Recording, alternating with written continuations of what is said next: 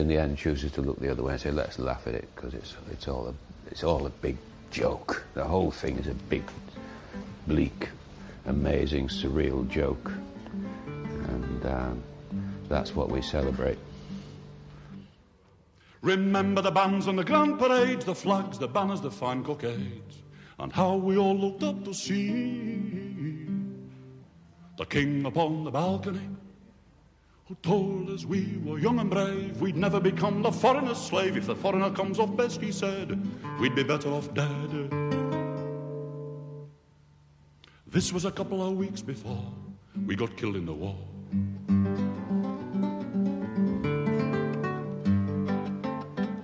And remember the drums and the trumpets played when we set sail on the great crusade, and how we all looked up to see the clergyman on the quay, who told us we were grand and good to fight for God as good men should. If the enemy comes off best, he said, you'll be better off dead.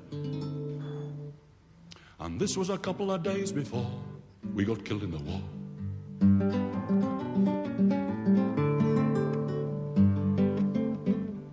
Remember the night before the raid, when the guns began the cannonade, and how we all looked up to see the captain of the company, who told us we were bold and strong, that fame and glory spurred us on. If the enemy comes off best, he said, you'll be better off dead.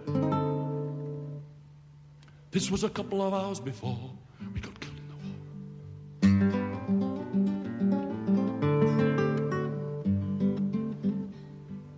Remember the shock of the ambuscade, remember the terrible fusillade, and how we all looked up to see the curious face of the enemy, who was young and shabby and seemed to be about as foreign as you or me. I never did catch what the poor sod said when he made sure we were dead. This was a couple of shakes before we got killed in the war.